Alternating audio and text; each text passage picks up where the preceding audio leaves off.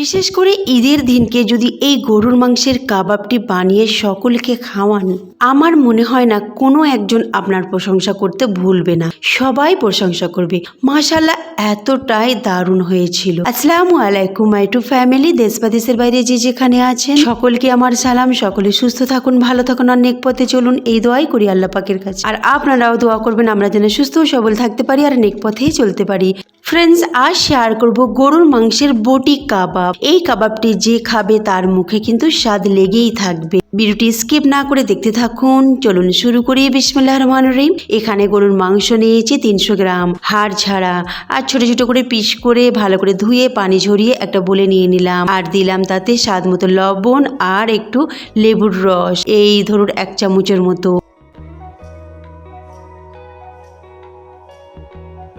এবার ভালো করে মিশিয়ে নিয়ে এটাকে এক সাইডে রেখে দেবো 5 মিনিট রেস্টের জন্য।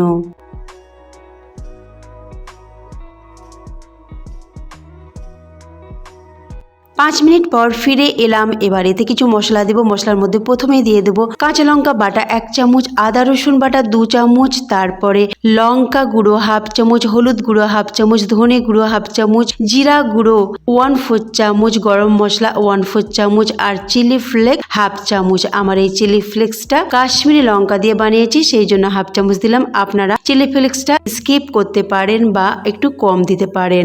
আর দিয়ে দিলাম কর্নফ্লোর 3 চামচ। ভালো করে মিশিয়ে এটাকে রেখে দিলাম প্রায় 1 ঘন্টার জন্য। আপনারা এটা সারা রাত ম্যারিনেট করে রাখতে পারেন, তাতে আরও এটা ভিতর থেকে নরম জুসি হবে আর বাইরে থেকে হবে একেবারে মচমচে। এবার 2টো ডিম নিয়ে নিলাম আর তাতে দিয়ে দিলাম স্বাদ মতো লবণ আর ধনেপাতা কুচি, ভালো করে ফেটে নিলাম।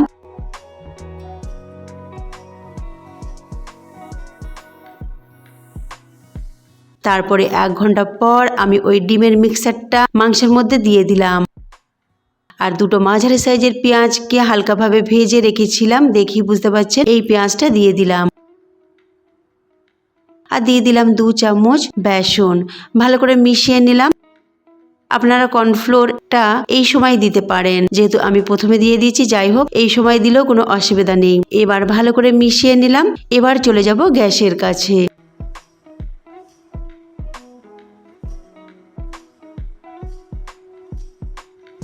যেহেতু এটা বটি কাবাব, সেজন্য ছোট ছোট করে আমি কাবাবগুলো বানিয়ে নিচ্ছি। দেখি বুঝতে পাচ্ছেন কেমন করে আমি নিয়েছি। 3 আঙুল করে নিয়ে আমি এই কাবাবগুলোকে মিডিয়াম টু লো আঁচে ভাজছি। মিডিয়াম টু লো আঁচে আস্তে আস্তে করে এই কাবাবগুলোকে ভাজতে হবে, তাতে এটা ভিতর থেকে খুবই নরম জুসি হবে আর বাইরে থেকে একেবারে মুচমুচে হবে। একটু সময় হয়তো বেশি লাগবে, যাই হোক আমার ভেজে নেওয়া হয়ে গেছে। এবার আমি নিয়ে নিচ্ছি প্লেটে আর এটাকে পরিবেশন করে নিচ্ছি। তো ফ্রেন্ডস, আজকের রেসিপি যদি আপনাদেরকে ভালো লাগে অবশ্যই কমেন্ট করে জানাবেন, তার সাথে শেয়ার করতে ভুলবেন না। তার সাথে এরকম রেসিপি পেতে গেলে আই বাটন আর এন্ড স্ক্রিন চেক করে দেখে নিতে পারেন। আর এরকম মজার মজার রেসিপি যদি পেতে চান, সাবস্ক্রাইব করে পাশে থাকা বেল আইকনটি ক্লিক করবেন। আল্লাহ হাফেজ।